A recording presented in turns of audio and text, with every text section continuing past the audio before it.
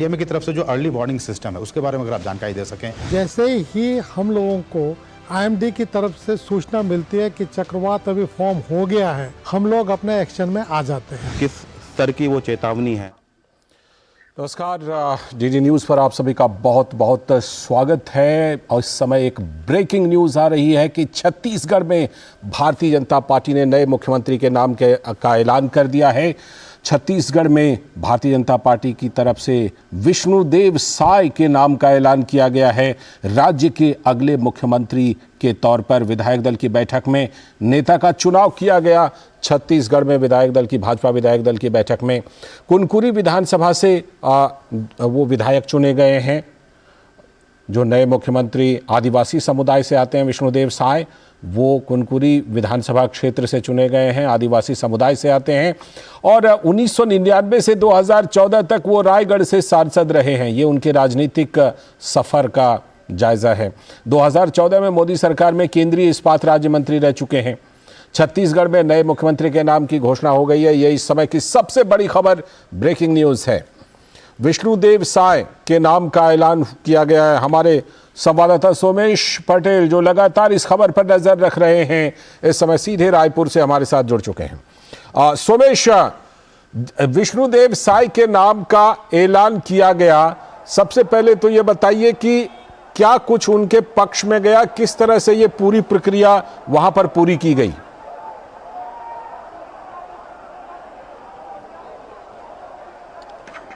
जी लालचंद, आपको मैं जरूर बताना चाहूंगा इस वक्त की अब तक की सबसे बड़ी खबर है। जिस तरह से विधानसभा चुनाव में बीजेपी ने 54 सीट जीतकर जीत हासिल की थी, तो आज छत्तीसगढ़ को नया मुख्यमंत्री मिल गया है। सरगुजा क्षेत्र से विष्णुदेव साय को छत्तीसगढ़ का मुख्यमंत्री बना दिया गया है। विधायक दल की बैठक में यह निर्णय लिया गया। ऑब्जर्वर के समझ विधायक दल का यह नेता उन्हें चुन लिया गया है। इस वक्त हम भाजपा कार्यालय में मौजूद है, जहां पर उनके समर्थक, उनके कार्यकर्ता, तमाम लोग यहां पर मौजूद है। जमकर आतिशबाजी भी की रही है उनके पक्ष में। और मैं आपको अपने पीछे दिखाना चाहूंगा कि एक पजेरो गाड़ी है जो यहाँ पर उनको लेने के लिए यहाँ पर पहुंची है। तो कहीं ना कहीं जिस तरह से कयास जो लगाए जा रहे थे वो कयास खत्म हो चुका है और छत्तीसगढ़ का नया मुख्यमंत्री भूपेश बघेल हो गए।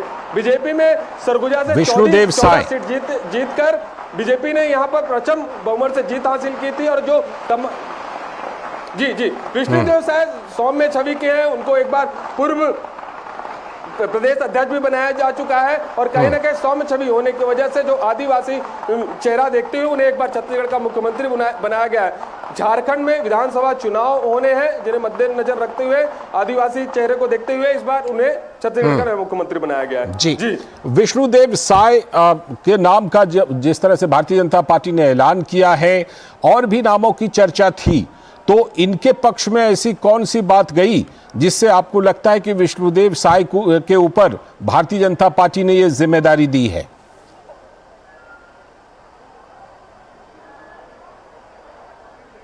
जी, जिस तरह से छत्तीसगढ़ में सीएम रेस के लिए कई नामों के अटकलें चल रहे थे, जैसे छत्तीसगढ़ के पूर्व मुख्यमंत्री डॉक्टर रमन सिंह, इनके नाम की चर्चा थी, ओपी चौधरी, अरुण साव, रेणुका सिंह, इन तमाम नामों को लेकर छत्तीसगढ़ में चर्चा चल रही थी। लेकिन ऑब्जर्वर जिस तरह से विधायकों से मुलाकात किए, मीटिंग किए, उन तमाम लोगों के बीच में जाकर इस बात का विशेष ध्यान रखा गया और उन्हें विधायक दल के नेता में छत्तीसगढ़ का मुख्यमंत्री चुन लिया गया। जो मुख्यमंत्री डॉक्टर रमन सिंह है, कहीं ना कहीं 3 साल के मुख्यमंत्री रह चुके हैं। रेणुका सिंह केंद्रीय मंत्री रह चुकी हैं। ओपी चौधरी पहली बार जीत के आए हैं। तो ये तमाम जो चीजें थी, आदिवासी का जिस तरह से छत्तीसगढ़ में 30% वोट बैंक है, इन तमाम चीजों को देखते हुए उनको नेता चुन लिया गया। दूसरी महत्वपूर्ण चीज है, 2023 में लोकसभा चुनाव है और लोकसभा चुनाव के मद्देनजर रखते हुए ये सारा निर्णय लिया गया है। जी लालचंद, आगे हम आपसे कुछ चर्चा करें उससे पहले जरा ये भी जानकारी दीजिए कि क्या इस बैठक में कुछ यह भी फैसला हुआ है कि कितने मंत्री शपथ लेंगे या फिर कोई उप मुख्यमंत्री भी होगा क्या?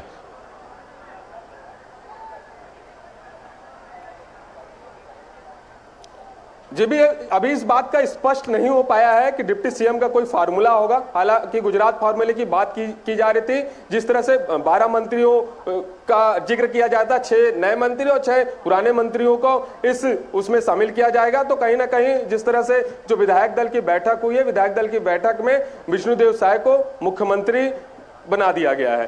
जी सोमेश, विष्णुदेव साई के नाम का ऐलान हुआ। नाम के ऐलान होने के बाद या तो उनसे या फिर किसी और से आपकी या किसी मीडिया की कोई बातचीत हो पाई है?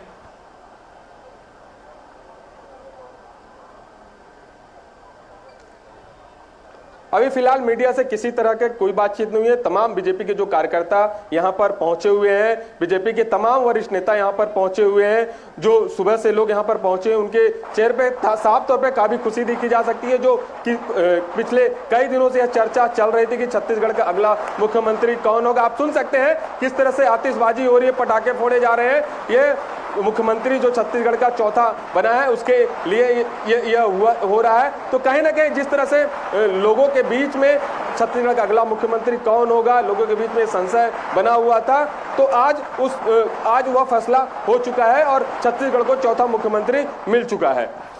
जी, अब वो तस्वीरें देख पा रहे हैं आपके जरिए जिसमें कि उनको बधाइयों का तांता लगा हुआ है विष्णुदेव साई को। इन बधाई देने वालों में कौन कौन से प्रमुख नाम हैं?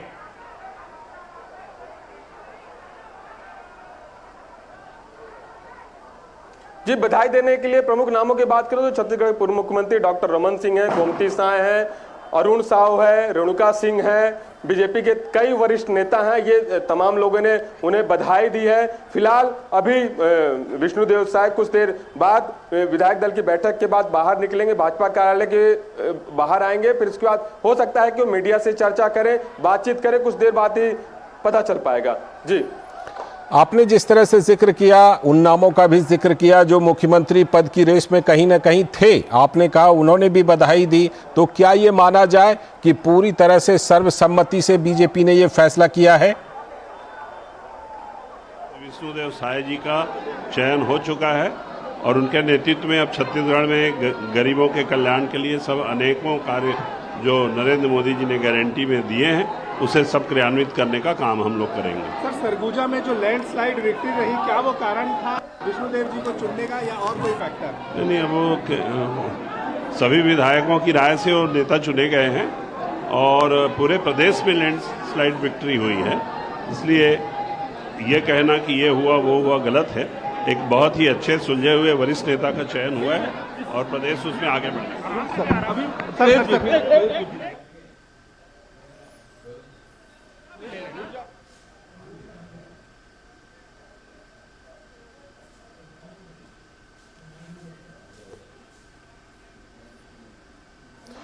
तो मीडिया के लोग लगातार कोशिश कर रहे हैं कि छत्तीसगढ़ के नए मुख्यमंत्री के बारे में भारतीय जनता पार्टी के लोगों से, नेताओं से बातचीत कर पाएँ। उन्हीं में से आप बातचीत सुन रहे थे जिस तरह से कि वहाँ पर उनका स्वागत हो रहा है।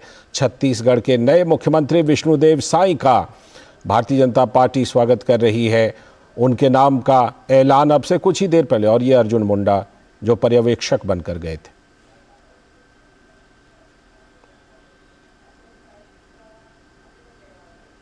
काफ़ी गहमा गहमी है, मीडिया लगातार कोशिश कर रही है बातचीत करने की।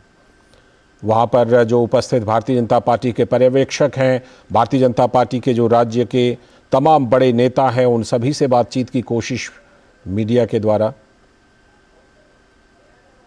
विधायक दल के नेता के रूप में चयनित कर लिया गया है। सर, और क्या क्या फैक्टर रहे सरगुजा में लैंडस्लाइड विक्ट्री के अलावा विष्णुदेव जी का चयन? निश्चित रूप से एक हमारे वरिष्ठ नेता हैं, बहुत अनुभव है उनको, वनवासी। सर, कैसा फॉर्मेशन होगा ये बता दीजिए।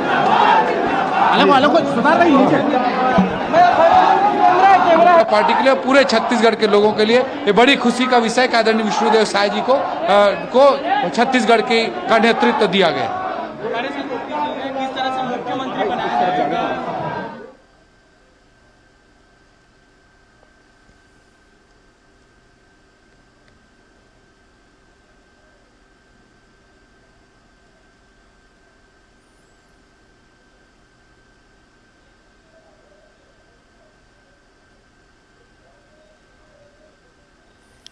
तो ये ब्रेकिंग न्यूज इस समय के कि छत्तीसगढ़ के नए मुख्यमंत्री के नाम का ऐलान हो गया है। भारतीय जनता पार्टी ने आज छत्तीसगढ़ के नए मुख्यमंत्री के नाम का ऐलान कर दिया है।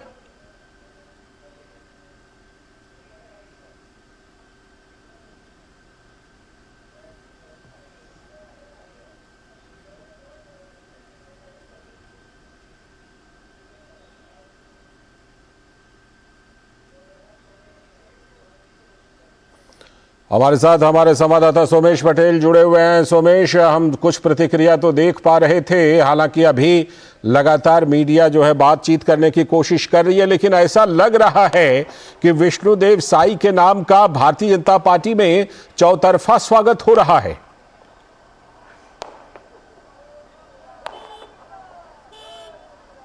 जी जरूर लालचंद, क्योंकि सरगुजा में जिस तरह से 14 सीट पर बीजेपी जीत हासिल की थी, 2018 के चुनाव में कांग्रेस को 14 सीट मिली थी, तो कहीं ना कहीं सबसे बड़ी जीत हुई है उस इलाके में। जिस तरह से केंद्रीय मंत्री रेणुका सिंह उस इलाके से आती हैं, विष्णुदेव साय उस इलाके से आते हैं, तो कहीं ना कहीं सारे चीजों को देखते हुए आज यह विराम लग गया और छत्तीसगढ़ का मुख्यमंत्री विष्णुदेव साय को चुन लिया गया है। जी सोमेश, आपने सरगुजा का जिक्र किया, ऐसा कहा जाता है कि ये संभाग ऐसा है कि यहां से ही मुख्यमंत्री मिलता रहा है छत्तीसगढ़ को, तो सरगुजा का से विष्णुदेव साई वहीं से विधायक हैं।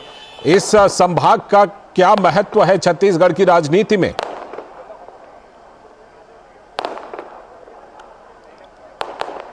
जी कहा जाता है कि छत्तीसगढ़ में अगर किसी को सरकार बनाई जाती है तो सरगुजा वो महत्वपूर्ण जगह है जहां पर सत्ता की चाबी मिलती है, क्योंकि कांग्रेस के तमाम दिग्गज नेता उस इलाके सरगुजा संभाग से और छत्तीसगढ़ के इतिहास में पहली बार किसी आदिवासी समुदाय के एक किसान परिवार के साधारण से कार्यकर्ता को विधायक दल का नेता चुना है, मुख्यमंत्री चुना है। अब आपको क्या उम्मीद है? आपको क्या, आपका नाम भी बहुत जोरों शोरों से चला, पहले दिन से चला, अब आपको क्या उम्मीद है? क्या डिप्टी सीएम जैसा कोई कॉन्सेप्ट आएगा या फिर कोई बड़ा पद भी आपको मिलेगा? मैं शुरू से ही इस बात को बोलती रही हूँ कि संगठन का जब जब जो आदेश होता है हम सब उसको स्वीकार करते हैं। संगठन जो भी निर्देश करेगी मैं उसका पालन करूँगी।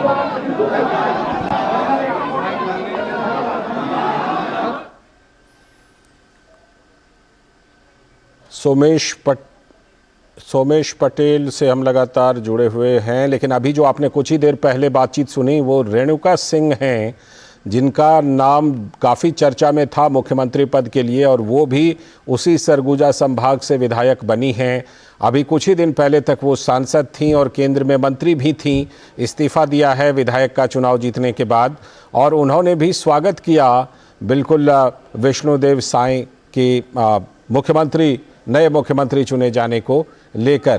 तो उनकी क्षमता योग्यता को देखते हुए भारतीय जनता पार्टी ने आज उन्हें अपना विधायक दल का नेता चुना है, सर्वसम्मति से चुना है। निश्चित तौर पे छत्तीसगढ़ का डेवलपमेंट उनके मार्गदर्शन में आगे बढ़ेगा, ऐसी हमारी अपेक्षा है। डिप्टी सीएम की भी बात चल रही है, तो क्या बस्तर के से आपको उम्मीद है कि शायद डिप्टी सीएम भी निकल के आ सकते हैं? देखिए, अभी तो मुख्यमंत्री जी का आनंद लेने दीजिए और उसके बाद सरकार का आनंद लेने दीजिए, उसके बाद जो भी होगा। केदार भी लगातार मंत्री है, केदार भी इस बार क्या एक्सपेक्टेशन रख रहे हैं? देखिए, पार्टी के कार्यकर्ता होने के नाते मुझे जो दायित्व दिया गया वो दायित्व मैं बेहतर तरीके से निभाने की कोशिश किया।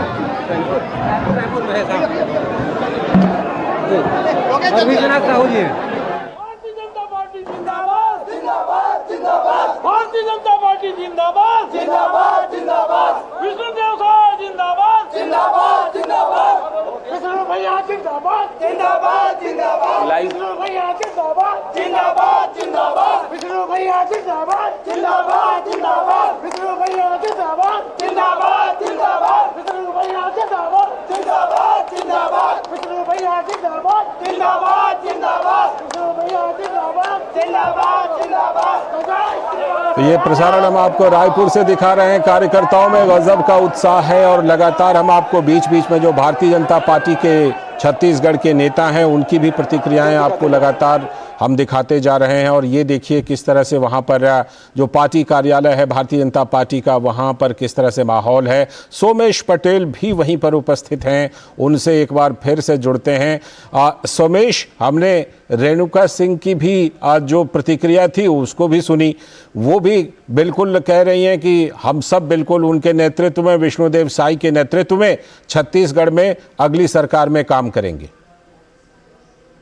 किया गया है और एक आदिवासी प्रतिनिधित्व उनके आवाज बन करके छत्तीसगढ़ में वो एक नेतृत्व प्रदान करेंगे और छत्तीसगढ़ को नई ऊंचाई पर उनके नेतृत्व में हम सब मिलकर लेकर जाएंगे। ओपी चौधरी का नाम शुरू से चल रहा था, एक दलदला चल रहा था कि यूथ के लीडर है, युवा लीडर जो प्रदेश को और बहुत आगे ले जा सकते हैं, तो क्या जिम्मेदारी ओपी चौधरी एक्सपेक्ट कर रहे हैं सर? नहीं, मैं कोई भारतीय जनता पार्टी में एक्सपेक्टेशन के लिए कोई स्थान नहीं है। भारतीय जनता पार्टी जिसके लिए जो काम और जिम्मेदारी तय करती है वो सब हम लोग पूरा करते हैं। हम लोग अपना 100% देते हुए विष्णुदेव साय जी के नेतृत्व में भारतीय जनता पार्टी के सरकार के माध्यम से छत्तीसगढ़ को एक नई ऊंचाई पर लेकर जाएंगे। पहला कार्य क्या करेगी भारतीय जनता पार्टी? जैसा कि नरेंद्र मोदी जी ने कहा है कि गरीबों के आवाज पर पहला डिसीजन, पहले कैबिनेट का पहला डिसीजन भारतीय जनता पार्टी की सरकार करेगी। ये तो आदरणीय प्रधानमंत्री जी का कमिटमेंट है। इस तरह के और अनेक प्रायोरिटी के काम है, जैसे पीएससी पर घोटालों की जांच, इसके लिए भी आदरणीय नरेंद्र मोदी जी ने इसके लिए भी स्पष्ट रूप से छत्तीसगढ़ में बिलासपुर की सभा से कहा है। उसकी जांच की दिशा में भी हम काम करेंगे। हर बिंदु पर भारतीय जनता पार्टी एक एक बिंदु पर एक एक वर्ग को ध्यान में रखते हुए काम करेगी। तो ये लगातार हम आपको भारतीय जनता पार्टी के जो वहाँ के स्थानीय नेता हैं, कई नेताओं की प्रतिक्रियाएं हम आपको जैसे जैसे हमारे तक प्रतिक्रिया पहुँच रही है हम आपको सुनवाते जा रहे हैं। वो नए मुख्यमंत्री के नाम की घोषणा के बाद से जिस तरह से उनका चौतरफा स्वागत हो रहा है। निश्चित रूप से ये देश के ट्राइबल का बहुत बड़ा सम्मान है और उनके सम्मान के साथ साथ उनको अधिकार दिया गया है निर्णय लेने का, तो छत्तीसगढ़ उनके नेतृत्व में आगे बढ़ेगा। ट्राइबल होने के अलावा और क्या फैक्टर रहे विष्णुदेव जी? उनके फैक्टर हैं कि वो पूर्व केंद्रीय मंत्री हैं, सांसद हैं, विधायक रहे हैं और इसलिए उनको योग्यता के आधार पर मुख्यमंत्री बनाया गया। सर, जैसा आप लोग कहते थे कि इलीगल एंक्रोचमेंट और रोहिंग्या जो इलीगल माइग्रेंट है उनके ऊपर कार्रवाई की, तो अब क्या लाइन ऑफ एक्शन? वो कार्रवाई जारी रहेगी।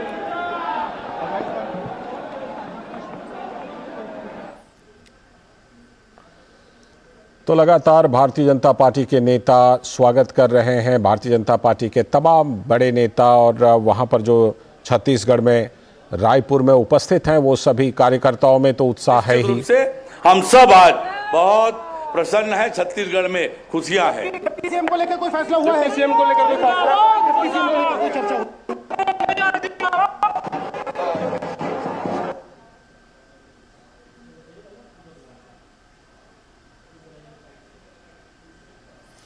तो हम आपको टेलीविज़न स्क्रीन पर लगातार जो भारतीय जनता पार्टी के नेता हैं उनकी प्रतिक्रियाओं को दिखा रहे हैं। साथ में हम आपको दिखा रहे हैं कि क्या कुछ विष्णुदेव साय का जो सफ़र रहा है, राजनीतिक सफ़र जो रहा है, उसे आप लगातार देख रहे हैं। विष्णुदेव साय का जन्म 21 फरवरी 1964 को जसपुर ज़िले के बगिया गांव में हुआ था और राज्य में आदिवासी समुदाय की आबादी सबसे अधिक है छत्तीसगढ़ में। जैसा कि हम जानते हैं कि आदिवासी समुदाय का प्रतिनिधित्व करते हैं नए मुख्यमंत्री विष्णुदेव साय। 1989 में अपने गांव बगिया से पंच पद से राजनीतिक जीवन की शुरुआत की उन्होंने, काफ़ी छोटे लेवल से शुरुआत की। 1990 में निर्विरोध सरपंच निर्वाचित हो गए। 26 वर्ष की आयु में तपकरा से विधायक चुन लिए गए विष्णुदेव साय। 1990 से 98 तक वो मध्य प्रदेश विधानसभा के सदस्य रहे, क्योंकि उस समय छत्तीसगढ़ था नहीं। 1999 में 13वीं लोकसभा के लिए रायगढ़ लोकसभा क्षेत्र से सांसद निर्वाचित हुए। 2004 में 14वीं लोकसभा के लिए रायगढ़ लोकसभा क्षेत्र से दोबारा सांसद बने विष्णुदेव साय और भारतीय जनता पार्टी ने उन्हें 2006 में पार्टी का प्रदेश अध्यक्ष भी बनाया, छत्तीसगढ़ का प्रदेश अध्यक्ष। 2009 में रायगढ़ लोकसभा क्षेत्र से फिर से वो सांसद चुने गए। 2014 में 16वीं लोकसभा के लिए भी वो फिर से रायगढ़ से सांसद बने। काफ़ी लंबा सफ़र रहा है उनका। केंद्रीय राज्य मंत्री इस्पात, खान, श्रम, रोजगार ये बनाए गए 2014 में। 27 मई 2014 से 2019 तक इसी पद पर रहे, मंत्री पद पर रहे वो। 2 दिसंबर 2022 को उन्हें राष्ट्रीय कार्य समिति सदस्य बनाया गया। 8 जुलाई 2023 को भाजपा ने राष्ट्रीय कार्य समिति का सदस्य इनको बना दिया। विष्णुदेव साय 2020 में भी बीजेपी के प्रदेश अध्यक्ष रहे हैं। तो एक लंबा राजनीतिक सफर रहा है उनका। हम आपको उनके जन्म से लेकर के उनके राजनीतिक सफर के बारे में भी ये जानकारी दे रहे हैं कि विष्णुदेव साय किस तरह से उनका सफर रहा, किस तरह से उन्होंने राजनीति में अपनी एक अलग जगह बनाई है, अपना एक अलग मुकाम बनाया है। भारतीय जनता पार्टी के नेता के तौर पर लंबे समय से जुड़े रहे विष्णुदेव साईं। और विष्णुदेव साईं का अगर आप थोड़ी सी पृष्ठभूमि देखें, बैकग्राउंड देखें, तो उनका राष्ट्रीय स्वयंसेवक संघ से भी यानी आरएसएस से भी जुड़ाव, गहरा जुड़ाव रहा है विष्णुदेव साईं का। वो फैक्टर रहे लैंडस्लाइड विक्ट्री सरगुजा में, उसके अलावा और एक ट्राइबल फेस के अलावा नहीं, एक 3 बार विधायक, 4 बार सांसद, केंद्रीय मंत्री, प्रदेश अध्यक्ष, एक व्यापक और लंबा राजनीतिक अनुभव है। सर, डिप्टी सीएम का भी कुछ ये रहेगा? मालूम नहीं, वो आ रहे हैं, पूछे, आई डोंट नो। तो भारतीय जनता पार्टी के नेता बता रहे हैं कि कितना लंबा अनुभव है विष्णुदेव साईं को, लेकिन जब उप मुख्यमंत्री के बारे में पूछा गया तो उन्होंने कहा हमें नहीं मालूम इस बारे में क्या होगा, यानी उप मुख्यमंत्री होंगे भी या नहीं होंगे, या सिर्फ विष्णुदेव साईं मुख्यमंत्री के तौर पर होंगे और उनके साथ मंत्रिमंडल होगी। तो विष्णुदेव साईं जो कि एक बड़े आदिवासी चेहरे के तौर पर, अनुसूचित जनजाति के चेहरे के तौर पर जाने जाते हैं भारतीय जनता पार्टी में, अब वो छत्तीसगढ़ की कमान संभालेंगे। और भारतीय जनता पार्टी का ये फैसला आखिरकार आ गया है कि छत्तीसगढ़ की कमान विष्णुदेव साईं के हाथ में दी जा रही है। लगातार हम आपको टेलीविजन स्क्रीन पर दिखा रहे हैं एक तरफ कि किस तरह से भारतीय जनता पार्टी के कार्यकर्ताओं में गजब का उत्साह है, और दूसरी तरफ हम ये भी दिखा रहे हैं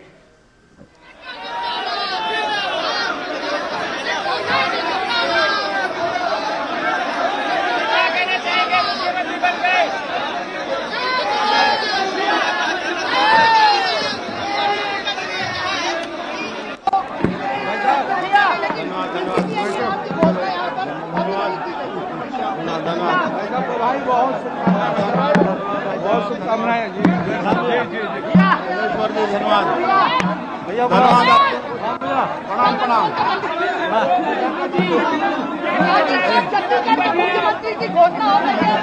बाद में बात करेंगे, धन्यवाद। अभी तो धन्यवाद।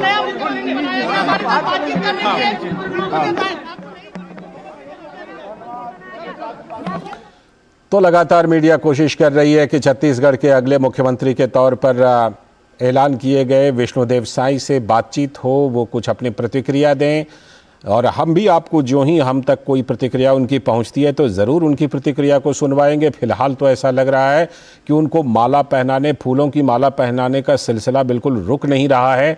बधाइयों का तांता लगा हुआ है विष्णुदेव साईं को, जो कि छत्तीसगढ़ के नए मुख्यमंत्री बनने वाले हैं। भारतीय जनता पार्टी के 54 विधायक हैं और विधायक दल की बैठक आज सुबह शुरू हुई, जब 3 पर्यवेक्षक वहां पर पहुंचे और तीनों पर्यवेक्षकों ने वहां पर तमाम विचार विमर्श करने के बाद विष्णुदेव साईं के नाम का वहां पर ऐलान किया और विष्णुदेव साईं को प्रदेश की जिम्मेदारी दी गई है। जनता पार्टी जिंदाबाद, जिंदाबाद, जिंदाबाद। नरेंद्र मोदी जिंदाबाद, जिंदाबाद, जिंदाबाद। नरेंद्र मोदी जिंदाबाद, जिंदाबाद, जिंदाबाद। जेपी नड्डा जिंदाबाद।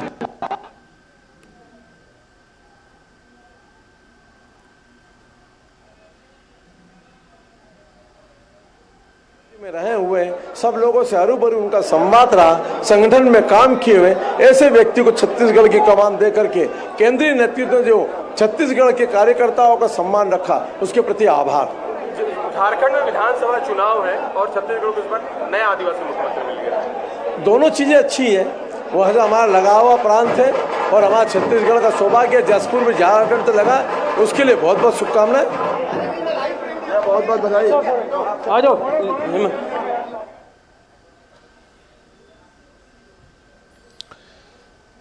तो लगातार हम आपको वहां से नेताओं की प्रतिक्रिया, कार्यकर्ताओं के उत्साह दिखा रहे हैं रायपुर से, जहां पर कि ये ऐलान हो गया है कि विष्णुदेव साईं छत्तीसगढ़ के नए मुख्यमंत्री होंगे। हमारे संवाददाता सोमेश पटेल भी हमारे साथ लगातार जुड़े हुए हैं। एक बार फिर से उनका मैं रुख करता हूं। सोमेश, हमने देखा कि पहली प्रतिक्रिया में उन्होंने भारतीय जनता पार्टी जिंदाबाद और नरेंद्र मोदी जिंदाबाद, वो जो नए मुख्यमंत्री विष्णुदेव साईं हैं, उन्होंने अपनी प्रतिक्रिया दी है। और कुछ क्या बात हो पाई है मीडिया की विष्णुदेव साईं से?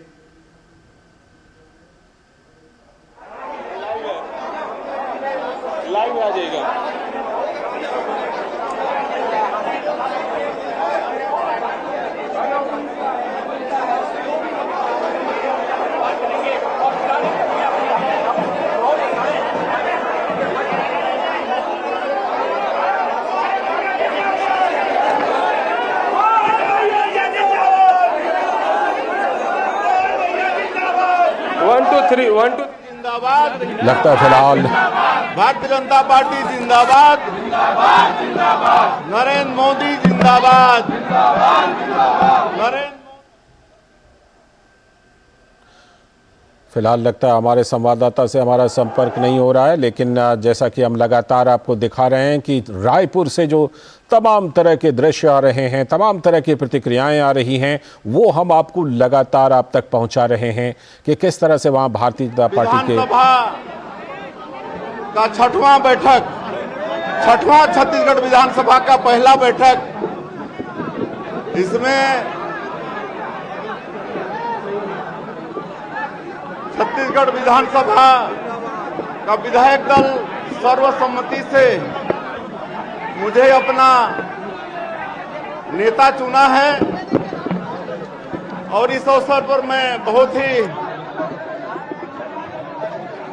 आनंदित हूं और ऐसे अवसर में मैं सबसे पहले भारतीय जनता पार्टी का आभार व्यक्त करना चाहूंगा, जिन्होंने गांव के एक छोटे से कार्यकर्ता के ऊपर इतना बड़ा विश्वास व्यक्त किया कि आज छत्तीसगढ़ सरकार का नेतृत्व करने का अवसर दिया है। इसलिए मैं भारतीय जनता पार्टी का आभारी हूं।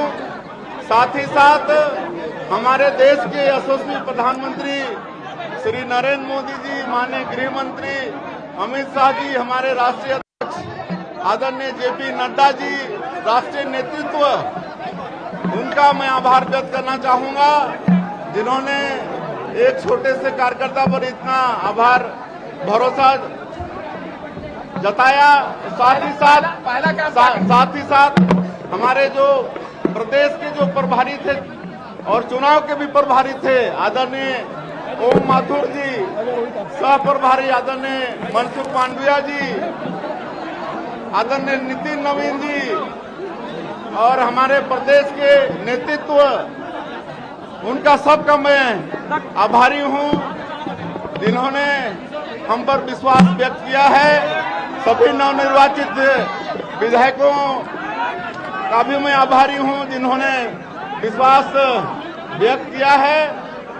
मैं पूरी ईमानदारी के साथ वो सबके विश्वास में खरा उतरने का प्रयास करूंगा और मोदी की गारंटी में जो हमारी पार्टी ने छत्तीसगढ़ की जनता से वादा किया है, उसको प्रदेश के मुख्यमंत्री के नाते सरकार के माध्यम से 100% पूरा कराने का हमारा प्रयास होगा। आप सभी लोगों को बहुत बहुत धन्यवाद।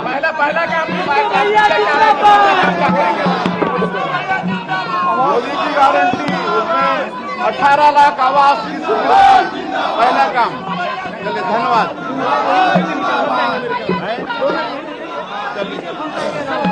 हाँ जी,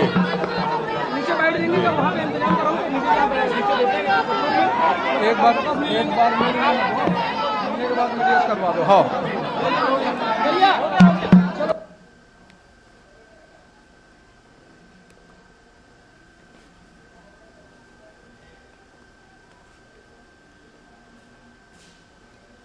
विष्णुदेव साय जो कि नए मुख्यमंत्री बने हैं, उन्होंने मीडिया को संबोधित किया और उन्होंने भारतीय जनता पार्टी का, प्रधानमंत्री नरेंद्र मोदी का और सभी का आभार व्यक्त किया विष्णुदेव साय ने, और कहा कि मैं सभी के विश्वास में खरा उतरने का पूरा प्रयास करूंगा। तो विष्णुदेव साय लगातार मीडिया उनसे बात करने की कोशिश में।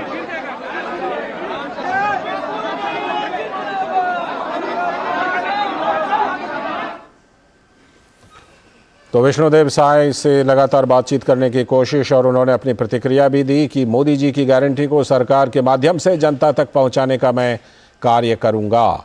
मीडिया को संबोधन में जब उनके नाम का ऐलान किया गया मुख्यमंत्री के तौर पर, तो विष्णुदेव साय ने प्रतिक्रिया दी। उन्होंने आभार व्यक्त किया भारतीय जनता पार्टी का, प्रधानमंत्री नरेंद्र मोदी का, सभी का उन्होंने आभार व्यक्त किया और ये भी कहा ख़ास तौर पर कि मैं सभी के विश्वास पर खरा उतरने की कोशिश करूंगा। अब ज़रा ये देख लीजिए कि क्या कुछ उनका सफ़र रहा है, जन्म से लेकर के राजनीतिक सफ़र तक। उनका जन्म 21 फरवरी 1964 को जसपुर ज़िले के बघिया गांव में हुआ था। और राज्य में छत्तीसगढ़ की बात करें तो आदिवासी समुदाय की आबादी सबसे अधिक है, करीब करीब 30%। आदिवासी समुदाय का प्रतिनिधित्व करते हैं विष्णुदेव साई। 1989 में अपने गांव बगिया से पंच पद से राजनीतिक जीवन की उन्होंने शुरुआत की थी।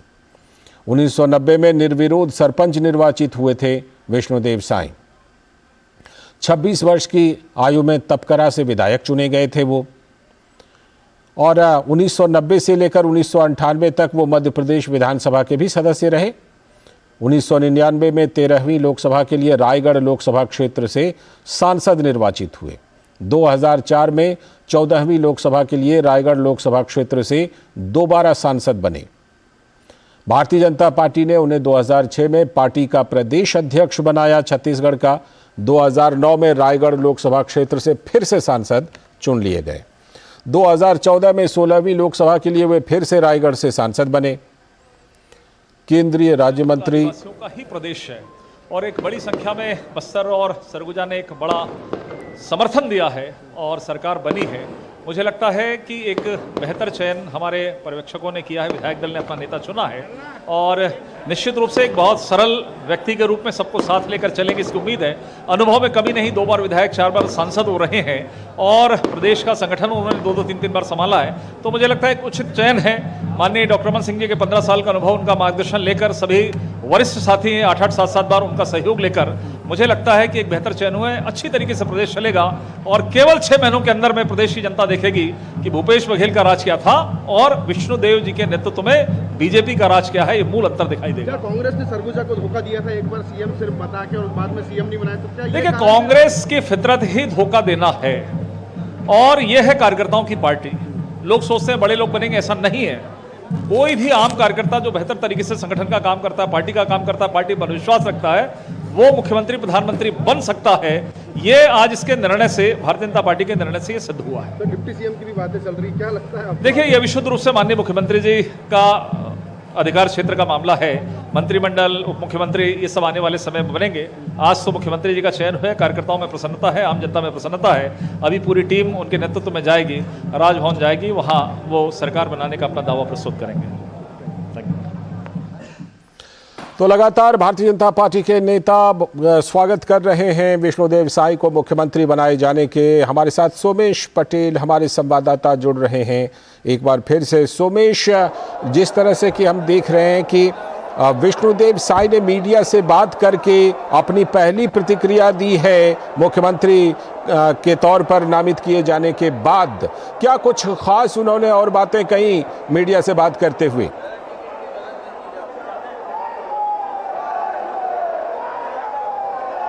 जिस तरह से छत्तीसगढ़ के अब मुख्यमंत्री रेणु साहू होंगे, तो जिसे लेकर बीजेपी दफ्तर में जो उनके कार्यकर्ता, उनके समर्थक हैं, लगातार उनके में काफी उत्साह देखा जा सकता है। और लगातार यहाँ पर मुख्यमंत्री बनने को लेकर, जिस तरह से आदिवासी मुख्यमंत्री बनाया गया, इन तमाम चीजों को लेकर लोगों में काफी उत्साह देखा जा सकता है। और कहीं ना कहीं जो सरगुजा संभाग है, सरगुजा 14 सीट बीजेपी जीत कर आई थी, तो कहीं ना कहीं उस इलाके को एक बड़ा नेता दिया गया है, तो लोगों में भी काफी उत्साह देखा जा सकता है। हमारे पास इस वक्त विधायक श्यामगिरी जायसवाल है, उनसे बातचीत करते हैं।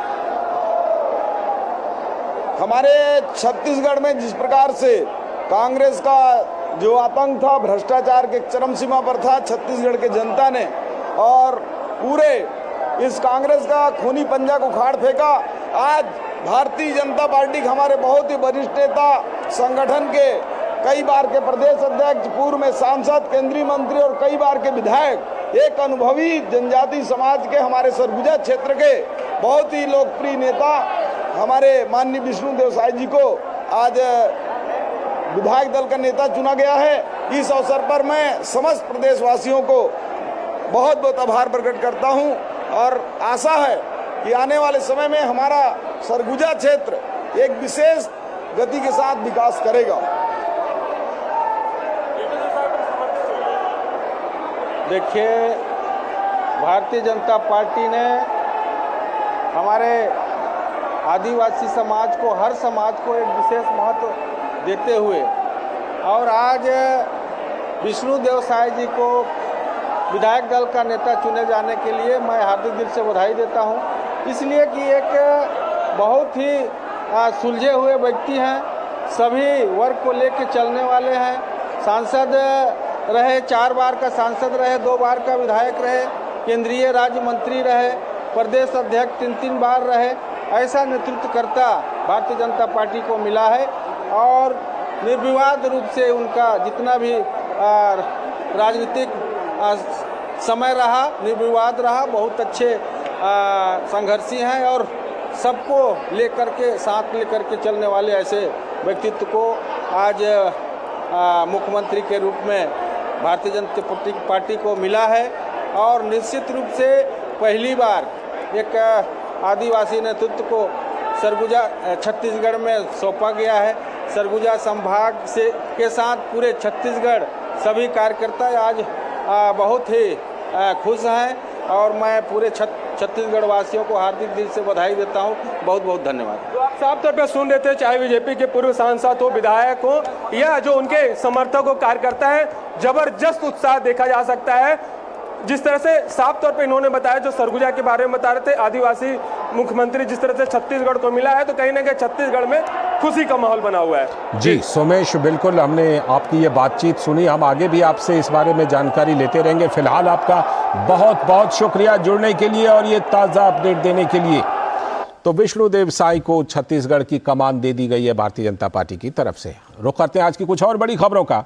मानव अधिकार दिवस के मौके पर उपराष्ट्रपति जगदीप धनखड़ ने कहा है कि पिछले 1 दशक में सबसे जरूरतमंद तबके तक सरकारी योजनाओं की पहुंच ने लोगों के अधिकार को सुनिश्चित किए हैं। राष्ट्रीय मानव अधिकार आयोग के कार्यक्रम का उद्घाटन करते हुए उपराष्ट्रपति ने कहा कि आज पारदर्शिता और सुशासन से करोड़ों लोगों तक कल्याणकारी योजनाओं का लाभ पहुंचा है। उपराष्ट्रपति जगदीप धनखड़ ने मानव अधिकारों के संरक्षण के मामले में भारत को दुनिया के लिए मिसाल बताया है। मानव अधिकार दिवस कार्यक्रम के मौके पर आयोजित कार्यक्रम में उपराष्ट्रपति ने कहा कि देश के सबसे कमजोर तबके तक जरूरी सेवाएं पहुंचाना मानव अधिकारों के संरक्षण की सबसे उत्कृष्ट मिसाल है। उन्होंने कहा कि भ्रष्टाचार मानव अधिकारों के लिए सबसे बड़ी चुनौती था, लेकिन पिछले 1 दशक में भ्रष्टाचार के सफाये से करोड़ों लोगों को गरीबी की बेड़ियों से मुक्त किया जा सका है। उपराष्ट्रपति ने इस बात से भी आगाह किया कि जन कल्याण की योजनाओं के नाम पर मुफ्त की रेवड़ियां बांटे जाने के अपने खतरे होंगे। The politics of so-called freebies, for which we see mad race, distort expenditure priorities. Freebies, as per economic giants, undercut the basic framework of macroeconomic stability. There needs to be a healthy national debate how expensive this patronage is for the economy, life quality and social cohesion in the long run. इस मौके पर मानव अधिकार आयोग के अध्यक्ष justice Arun Mishra ने कहा कि मानव अधिकार की रक्षा भारत की संस्कृति का हिस्सा रहा है। प्राचीन भारत में कानून और न्याय धर्म का स्रोत रहे हैं। जस्टिस मिश्रा ने कहा कि आधुनिक तकनीक ने तमाम सुविधाएं तो दी हैं, लेकिन इसको लेकर सजग रहने की भी उतनी ही जरूरत है। New digital technologies have transformed the way people live, also help drive progress for all the sustainable development goals. The internet is useful but has a dark side, infringing on privacy through the spread of hate speech, misinformation, undermining democratic process, increasing online violence against women and children. When improperly or maliciously used, it can fuel divisions within and between communities to undermine human rights. 10 दिसंबर 1948 में इस दिन मानव अधिकारों की सार्वभौमिक घोषणा के संस्मरण के तौर पर दुनिया भर में मानव अधिकार दिवस मनाया जाता है। भारत में राष्ट्रीय मानव अधिकार आयोग की स्थापना 1993 में की गई थी। पिछले 30 वर्षों में आयोग ने 22,48,000 से अधिक मामले दर्ज किए और 22,41,000 से ज्यादा मामलों का निपटारा किया। इसके साथ ही आयोग मानव अधिकार उल्लंघन के पीड़ितों को राहत के रूप में 230 करोड़ रुपए से अधिक के भुगतान की सिफारिश भी कर चुका है। विकास सारथी, डीडी न्यूज, दिल्ली। अगली खबर, केंद्रीय गृह एवं सहकारिता मंत्री अमित शाह आज बिहार की राजधानी पटना में पूर्वी क्षेत्रीय परिषद की 26वीं बैठक की अध्यक्षता करने के लिए पहुंचे। पूर्वी क्षेत्रीय परिषद में बिहार, पश्चिम बंगाल, ओडिशा और झारखंड राज्य शामिल हैं। बैठक में सदस्य राज्यों के मुख्यमंत्रियों के साथ साथ प्रत्येक राज्य से 2 वरिष्ठ मंत्री भाग ले रहे हैं। क्षेत्रीय परिषदों की प्रत्येक बैठक में राष्ट्रीय महत्व के अनेक मुद्दों पर चर्चा की जाती है। इनमें महिलाओं और बच्चों के खिलाफ दुष्कर्म के मामलों की त्वरित जांच और इसके शीघ्र निपटान के लिए फास्ट ट्रैक विशेष न्यायालयों का कार्यान्वयन, देश में 2 लाख नई प्राथमिक कृषि ऋण समितियों का गठन, पोषण अभियान के माध्यम से बच्चों में कुपोषण दूर करना, स्कूली बच्चों की ड्रॉप आउट दर कम करना और इसके अलावा सामान्य हित के अन्य मुद्दे भी इसमें शामिल हैं। वर्ष 2014 से अब तक पिछले 9 वर्षों में विभिन्न क्षेत्रीय परिषदों की कुल 55 बैठकें हो चुकी हैं। इनमें स्थायी समितियों की 29 बैठकें और क्षेत्रीय परिषदों की 26 बैठकें शामिल हैं।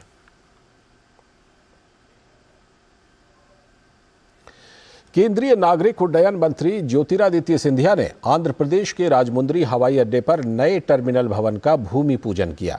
शिलान्यास कार्यक्रम से पहले सिंधिया ने राजमुंद्री हवाई अड्डे पर नए टर्मिनल भवन का निरीक्षण भी किया। केंद्रीय मंत्री ज्योतिरादित्य सिंधिया ने बताया कि नया टर्मिनल भवन 17,000 वर्ग मीटर फैला होगा। 4,000 वर्ग मीटर वाला पुराना टर्मिनल भवन अब 21,000 वर्ग मीटर तक का होगा। केंद्रीय मंत्री ने संबोधित करते हुए कहा कि प्रधानमंत्री नरेंद्र मोदी के व्यापक दृष्टिकोण की वजह से ही पिछले 9 सालों में देश में हवाई अड्डों की संख्या 2 गुनी हो गई है। नागरिक उड्डयन के क्षेत्र में देश लगातार आगे बढ़ रहा है। We are building a new terminal of 17,000 square meters, 1,80,000 square feet, ladies and gentlemen, 400% of the size of today's Rajamundry Airport. So when Prime Minister Narendra Modi ji's vision, his thought,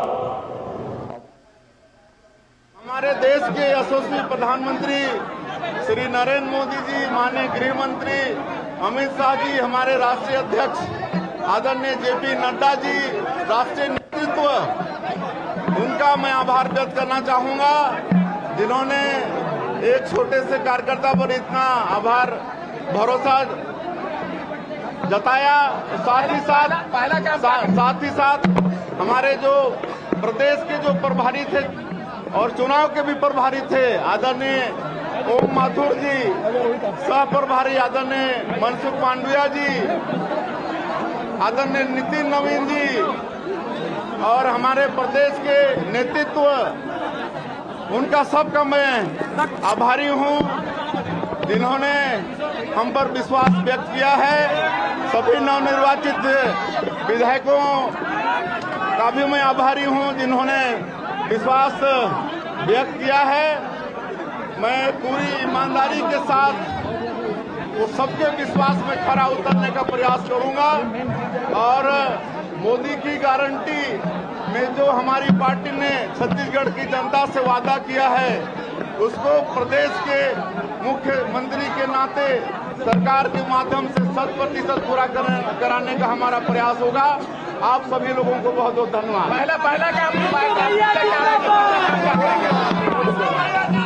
Modi की guarantee उसमें 18 लाख आवास की सुविधा, पहला काम।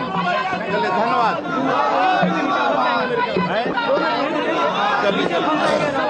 हाँ जी, नीचे बैठ देंगे तो वहाँ पे इंतजाम कराऊंगा। एक बार मिलने के बाद वीडियो करवा दो। हाँ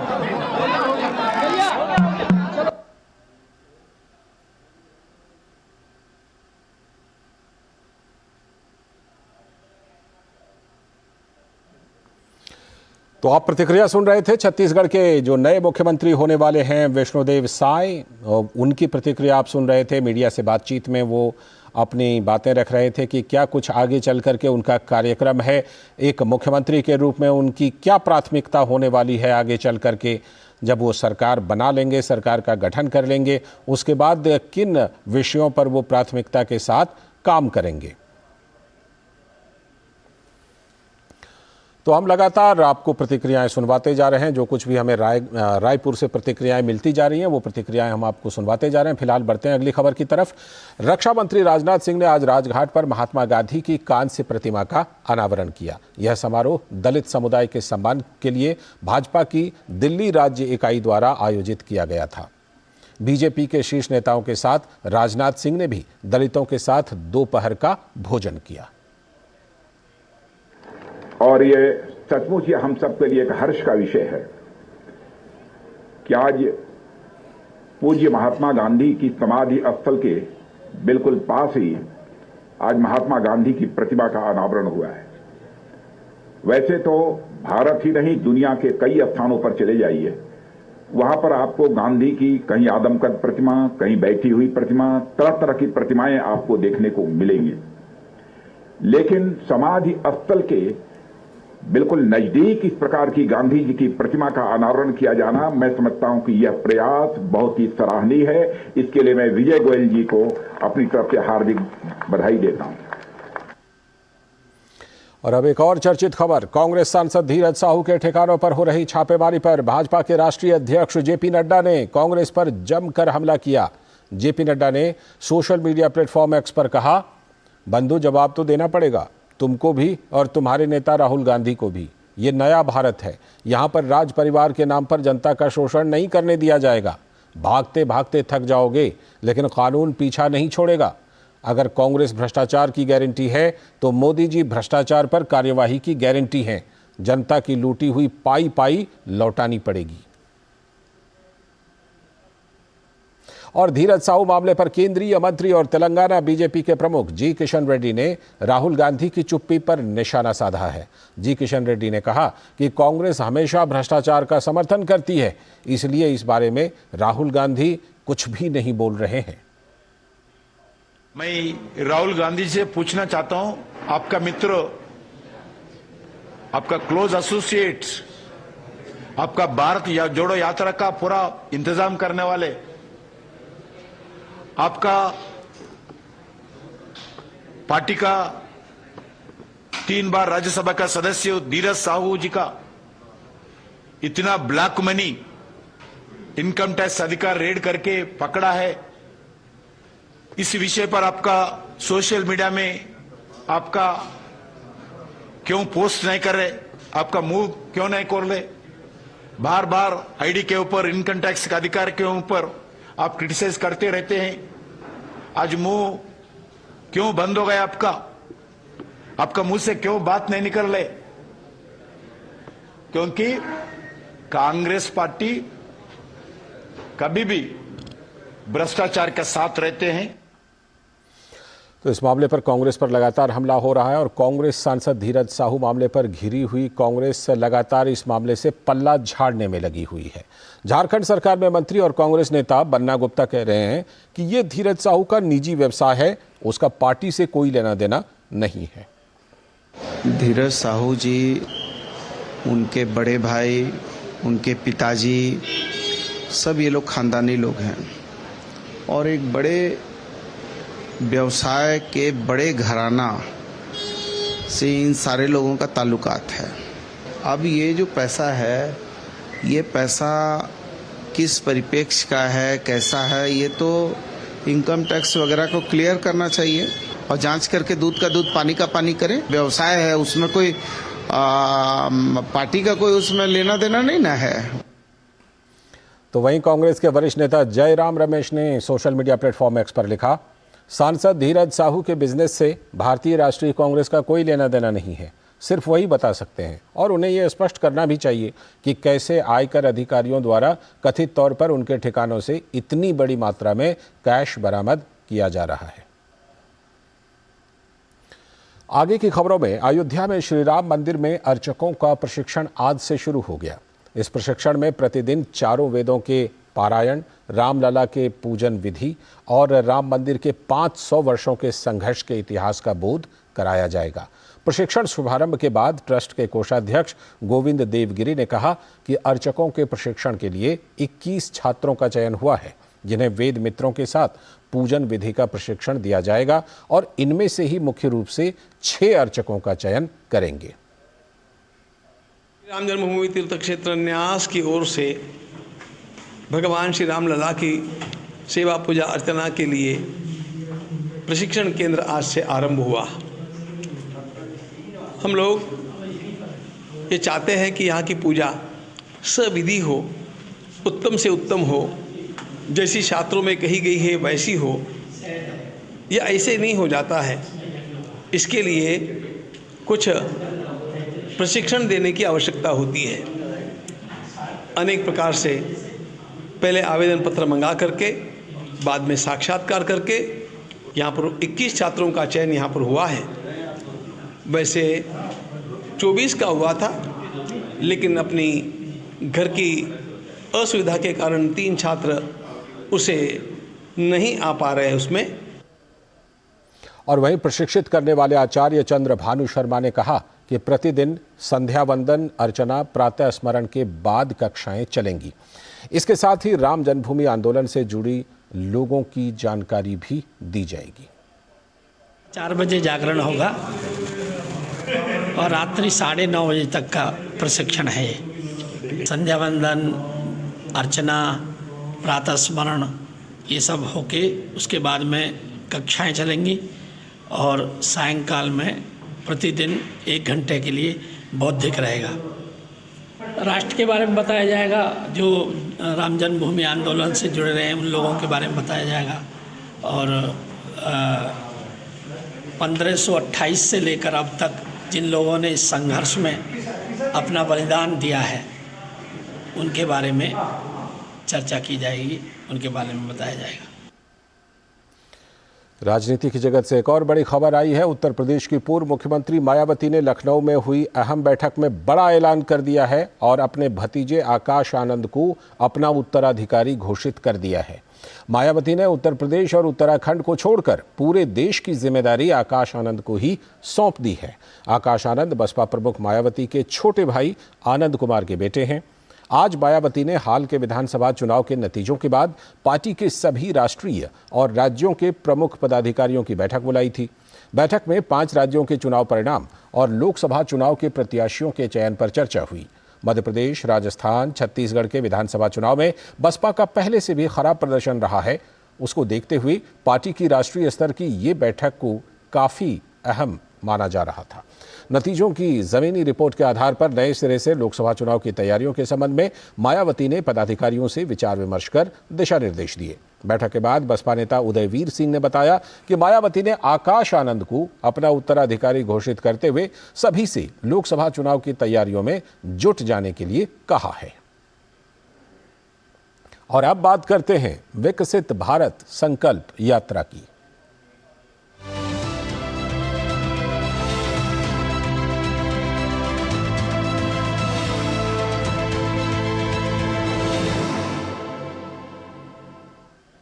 अयोध्या के संत रविदास मंदिर परिसर में विकसित भारत संकल्प यात्रा पहुंची और लाइव प्रसारण में प्रधानमंत्री नरेंद्र मोदी को देश के विभिन्न क्षेत्र में लाभार्थियों से वार्ता करते हुए सुना गया। इस मौके पर सांसद लल्लू सिंह ने विकसित भारत संकल्प यात्रा के बारे में जानकारी देते हुए बताया कि समाज के हर वर्ग को केंद्र सरकार की लाभकारी योजनाओं से जोड़ा जा रहा है। कार्यक्रम में लाभार्थियों ने प्रधानमंत्री नरेंद्र मोदी और उत्तर प्रदेश के मुख्यमंत्री योगी आदित्यनाथ की प्रशंसा करते हुए बताया कि आज हमारे सिर पर छत है और हम सम्मान से जीवन जी रहे हैं। आवास मिला, हमारा मकान जर्जर था, अब घर बन गया, हमारा अपना बिजनेस हो गया है। हर नात बात रिश्तेदार के जाते तो कहते घर बन गया, अब रिश्तेदार भी आने लगे हैं, नहीं तो घर छूता था तो नहीं आते थे। प्रधानमंत्री स्वनिधि योजना के अंतर्गत 10,000 का लोन मिला, उसके बाद 20,000 का मिला और अब 50,000 का मिला है, जिससे हम लोग आत्मनिर्भर हुए हैं। अपना कार्य हमने स्वयं शुरू किया, अपना बिजनेस, हमारी कैंटीन शुरू हुई है, उससे हम लोगों को बहुत लाभ मिला है। सर ये प्रधानमंत्री जी नरेंद्र मोदी जी को धन्यवाद देना चाहते हैं कि उनके आशीर्वाद से हम लोगों को रोजी रोजगार का अवसर मिला। अगली खबर, केंद्र की मोदी सरकार ने ट्रांसजेंडर समुदाय की विभिन्न जरूरतों को ध्यान में रखते हुए कल्याणकारी योजनाओं को लागू किया है। इनमें शिक्षा, सेहत, आवास, रोजगार के अवसर, कौशल विकास और उनके अधिकारों की सुरक्षा जैसे महत्वपूर्ण पहलू शामिल हैं। अपने जीवन में आए बदलाव के लिए ट्रांसजेंडर समुदाय के लोगों ने पीएम मोदी को धन्यवाद दिया है। जैसे आयुष्मान कार्ड है हमारा, स्वास्थ्य संबंधी जो भी है, अभी वो सिर्फ महिला पुरुष के लिए था, लेकिन अब जो है केंद्र सरकार ने आयुष्मान के तहत ट्रांसजेंडर समाज को भी जो है उसमें ऐड किया है कि उनका जो भी SRS होता है या जो भी वो ट्रीटमेंट लेते हैं तो उसके थ्रू शायद वो आयुष्मान के माध्यम से उस सुविधा का लाभ ले सकते हैं। धीरे धीरे अब योजनाओं का मेरे ख्याल से एक लागू करने के साथ साथ घोषणा हो रही है, तो वो धीरे धीरे हम लोगों के बीच में आ रही है। प्रधानमंत्री जी ने जो हमारे लिए बोला है, हम किन्नर समाज के लिए बहुत प्रशंसा हुई इस बात को सुन के कि अब ट्रांसजेंडर भी लोन ले सकते हैं और गवर्नमेंट उन्हें लोन देगी, क्योंकि हमने तो पूरी कोशिश करके देख ली थी, किसी भी बैंक ने हमें कोई लोन नहीं दिया। पूरा ITR फिल करते हैं, हम सब कुछ करते हैं, जो इस देश के नागरिक करते हैं वो सब करते हैं। माननीय प्रधानमंत्री महोदय जी ने ट्रांसजेंडरों के लिए जो असम रेलवे स्टेशन पर उनके लिए जो स्टॉल खोलने के लिए बात बोली है, उससे हमारे दिल में बहुत प्रशंसा है, हम बहुत खुशी हैं। और विकसित भारत संकल्प यात्रा के कुछ और सफर दिखाते हैं। भारत सरकार एवं राज्य सरकार की विभिन्न योजनाओं को सुदूरवर्ती क्षेत्र के लोगों तक पहुंचाने के लिए लगातार प्रयास किया जा रहा है। तो देखिए गुजरात से विकसित भारत संकल्प यात्रा की ये रिपोर्ट।